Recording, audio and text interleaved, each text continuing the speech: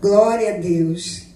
Nesta semana que passou, Jeová Rafá, o Senhor que sara, tirou a minha mãe do hospital. Aleluia, e a levou para casa. Louvado seja o nome do Senhor. Por um momento nós vimos aquelas portas daquele hospital fechadas para ela sair. Eu, quando questionei algumas coisas, a médica, baseado no quadro clínico dela e baseado nos exames que a gente estava ali acompanhando, a médica entendeu que ainda não era o tempo de sair. E quando eu fui para o Rio de Janeiro, na quarta-feira aqui no Edificando o Quarto da semana passada, nós oramos e eu pedi, Senhor, providencie um anjo de guerra que abra aquelas portas e que até a sexta-feira minha mãe saia. Ela já não estava mais, em momento nenhum ela esteve no soro, ela já não tinha mais medicação endovenosa, o antibiótico já tinha terminado. Ela já estava levantando, andando, tomando banho sozinha. Ela já estava com independência, mas a porta do hospital estava fechada para ela sair. E, irmãos, as nossas orações, as orações dos servos de Deus que estavam ali intercedendo por ela, você que está me ouvindo, que orou por ela, pode agradecer. As nossas orações foram ouvidas. Madrugada de quinta-feira, nós viajamos a noite toda. Na madrugada de quinta, eu cheguei no hospital antes das 6h30, nós chegamos bem cedo, e eu subi, rendi o meu irmão que estava lá, e eu cheguei entendendo que eu tinha ido para tirar a minha mãe dali, que eu ia levar a minha mãe para casa. E a médica passou mais tarde naquele dia, naquela quinta-feira, ela passou já 11 horas, geralmente eles passam cedo. Ela passou 11 horas e quando ela viu a mamãe totalmente liberada de tudo, ela entendeu que ainda não era o momento e eu questionei. Eu falei, eu preciso de uma prova completa pelos exames que ela precisa ficar. Nós somos responsáveis, se ela precisa ficar, ela vai ficar. Mas se é tempo de ir, ela irá. E aí a médica falou que precisava falar com uma oficial, porque mamãe estava no hospital da PM, né? E que ela ia discutir o caso da mamãe e trazer o retorno depois. E aí nós ficamos ali em oração. Mamãe na hora ficou com o coração ali aguardando em Deus. E eu falei, aguarda, porque a vontade de Deus já está sendo providenciada no mundo espiritual. A senhora precisa estar bem. E na hora que eu fui almoçar, 13 horas foi a hora que eu fui almoçar, nessa hora a médica chegou com a alta dela, né, com o sumário de alta, aqueles documentos todos, os exames todos, e liberando para que ela continuasse o acompanhamento dela a nível ambulatorial, procurando, né, os médicos que ela precisa, e ela foi para casa. E a gente fica sempre lembrando, né, se Deus fizer, Ele é Deus. Se não fizer do jeito que a gente quer, Ele continuará sendo Deus. E essa é a nossa fé com a vida da mamãe, que se Deus quiser, agora dia 4 de novembro vai fazer 86 anos, em nome de Jesus, e até quando o Senhor nos permitir, e permitir a ela, aos meus pais, e assim é com cada um de nós. Então, ali naquele momento, Jeová Sabaoth, o Senhor dos Exércitos, Ele enviou o anjo dele para abrir aquelas portas e nós saímos ainda na quinta. Eu tinha falado, Senhor, até sexta. E nós saímos logo no primeiro dia, nós saímos pela porta da frente, mamãe andando com independência, entrou ali no veículo que a levou para casa, no carro, e que bênção, e está lá, né? Está lá sendo cuidada pelo Senhor. E vamos então aí continuar, mas agradecendo ao Senhor. Agradeça ao Senhor. Dona Elza está de volta ao lar. Esse foi o tempo que o Senhor separou para ela, né? E nós somos sujeitos à vontade de Deus. A vontade de Deus, ela é soberana. Dessa vez foi do jeitinho que a gente pediu. Pode ser que algum dia não seja. E Ele continuará sendo Deus. E Ele continuará sendo aquele que controla o tempo, que controla as estações. E nós vamos continuar sujeitos à vontade dEle, dependendo dEle. Porque, embora a gente não entenda, Ele sabe. o que é melhor para ela e o que é que Ele vai providenciar para nós quando precisarmos ficar longe dela. Ele sabe, Ele faz. E a gente sabe que Ele faz. Louvado seja o nome do Senhor por isso. Vamos abrir a palavra do Senhor no livro de Tiago, capítulo 1, do verso...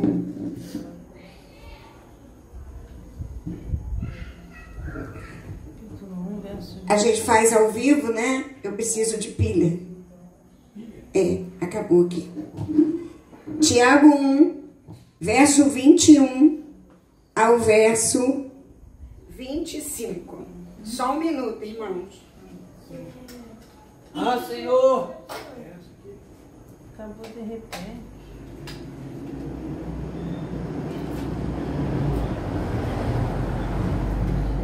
Glória! Só dois?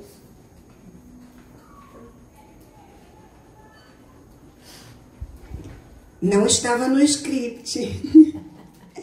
Tiago 1, 21 a 25. Veio ao meu coração uma situação tão básica.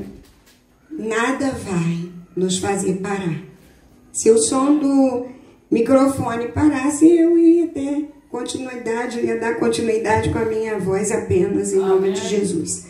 Diz assim o texto: portanto, despojando-vos de toda impureza e acúmulo de maldade, acolhei com mansidão a palavra em vós implantada, a qual é poderosa para salvar a vossa alma.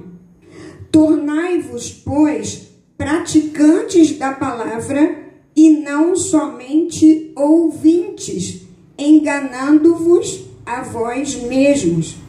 Porque se alguém é ouvinte da palavra e não praticante, assemelha-se ao homem que contempla num espelho o seu rosto natural. Pois a si mesmo se contempla e se retira, e para logo se esquece de como era a sua aparência. Mas aquele que considera atentamente na lei perfeita, lei da liberdade, e nela persevera, não sendo ouvinte negligente, mas operoso praticante, esse será bem-aventurado no que realizar. Vamos entender um pouco dessa palavra tão importante na nossa vida. Há muitos anos, irmãos, eu venho me desafiando a viver aquilo que eu prego, aquilo que eu creio. Irmãos, não é fácil. Não é fácil, não, porque a palavra ela tem um poder sobrenatural e nós somos carnais. Muitas vezes carnais. E nós precisamos que a natureza de Cristo em nós faça a diferença e a gente viva o que Cristo quer que nós vivamos. E uma das situações que me levava a me cobrar de viver aquilo que eu creio era perceber a falta de testemunho de muitas pessoas que infelizmente se colocam nessa posição de cristãos, mas não vivem necessariamente o que a palavra diz. E nós precisamos dar conta disso. Você vive o que você crê? A sua fala, aquilo que você diz, combina com aquilo que você faz, com as suas atitudes? Mateus 15, verso 8, diz o seguinte: este povo honra-me com os lábios, mas o seu coração está longe de mim. Aqui o Senhor nos diz de um povo que até falava, louvava, cantava, mas o coração não estava envolvido com aquilo. Ou seja, era só da boca para fora. Quantas vezes eu e você pecamos nisso? Falando da boca para fora das verdades do reino. Você vive um evangelho real ou um evangelho de aparência? Se Cristo vive em você, seria o quê? Esperado e natural que Cristo se apresentasse nas suas atitudes. Na hora que a gente abre a boca, é tempo da gente despertar para uma verdadeira vida cristã. Ou seja, vivemos aquilo que a palavra diz que nós devamos viver. E a base da obediência na palavra é a fé. Se nós cremos que a palavra de Deus é a Bíblia, que a Bíblia é a manifestação daquilo que Deus deseja para nós, nós vamos obedecer por fé e vamos viver essa realidade. A nossa vida espiritual, ela não pode estar pautada apenas 2 vezes por semana quando você vem ao templo.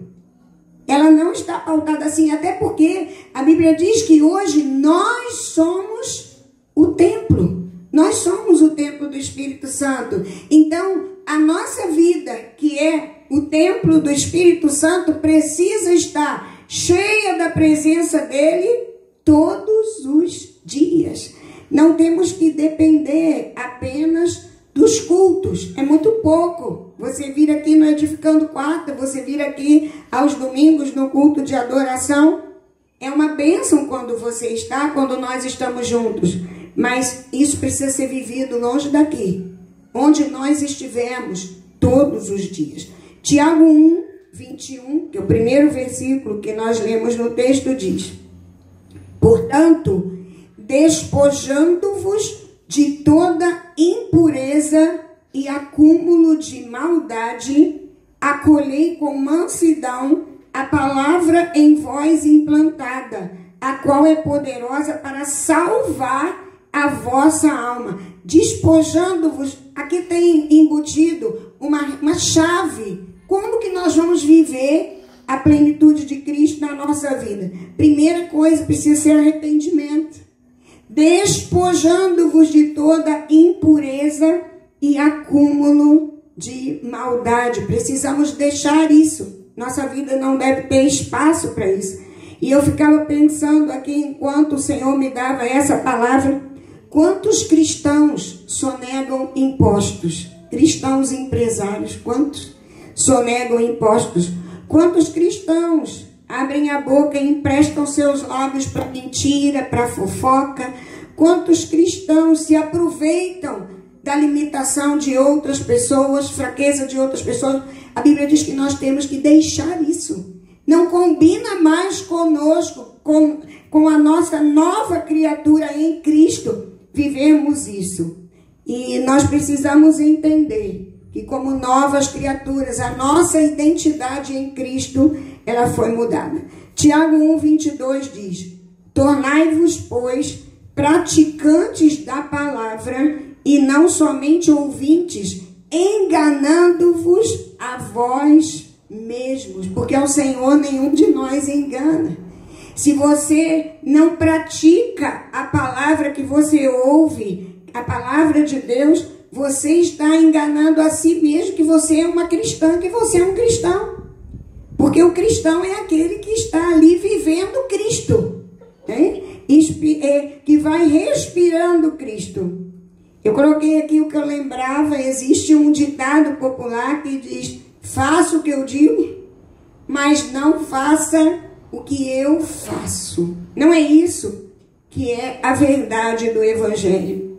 Nós precisamos falar e que as pessoas vejam em nós o cumprimento daquilo que a gente diz. Quando eu estava lá, indo na semana retrasada para o hospital, uma das coisas que vinha ao meu coração é: Senhor, me ajude a vigiar o meu coração.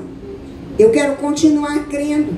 Eu quero continuar liberando palavra de fé. Eu quero continuar vivendo aquilo que o Senhor deseja para mim. O que as pessoas veem de Cristo em você? Tiago 2,19 diz: crês tu que Deus é um só? Fazes bem.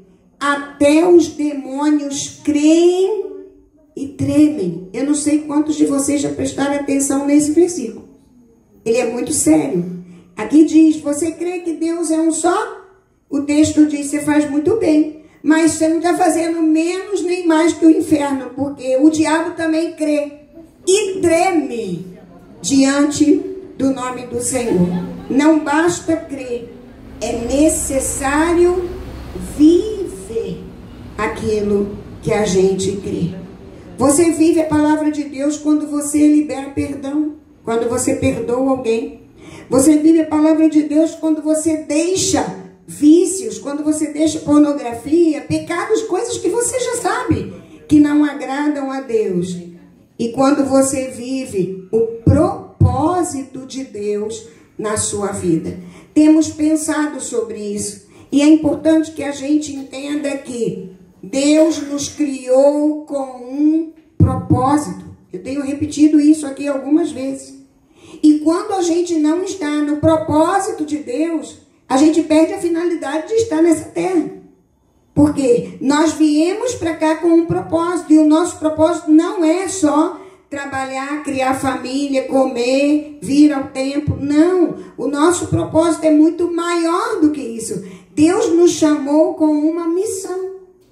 Qual é a sua missão aqui na terra? Precisamos ouvir as verdades do Senhor e precisamos viver essas verdades. O que a Bíblia, a palavra de Deus, a presença de Deus na sua vida tem gerado de mudança? Porque se você diz que tem Deus e a sua vida continua torta, ela não tem gerado nada em você. Você precisa ver quais são os seus conceitos em relação a isso. Tiago 1:25 diz: mas aquele que considera atentamente na lei perfeita, que é a lei de Deus, na lei da liberdade, e nela persevera. Olha como não é simples colocar em prática. Precisamos atentar, precisamos estar atentos e perseverar. Não sendo ouvinte negligente. O que é um ouvinte negligente? É aquele que ouve e finge que não ouviu. Não vive aquilo que viveu. Mas precisamos ser, a palavra diz, operosos praticantes. Esse sim, quem considera atentamente a palavra, quem persevera, quem não é ouvinte negligente, mas é operoso na prática, a Bíblia diz, esse será bem-aventurado, será feliz no que realizar. É preciso considerar atentamente a palavra do Senhor na nossa vida. Salmo 119, 105 é um salmo, um versículo curtinho, mas muito importante. Lâmpada para os meus pés é a tua palavra e luz para os meus caminhos. Vamos repetir esse versículo juntos? Lâmpada para os meus pés é a tua palavra e luz para os meus caminhos. No tempo em que esse verso foi escrito, o autor sabia que no deslocamento à noite não tinha luz elétrica como nós temos hoje. Não tinha essa iluminação.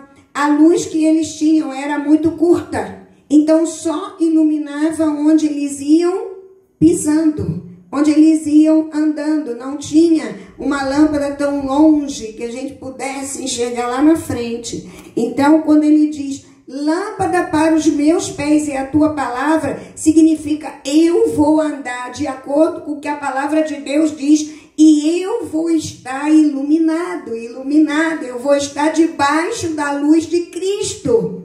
Ele é a luz do mundo.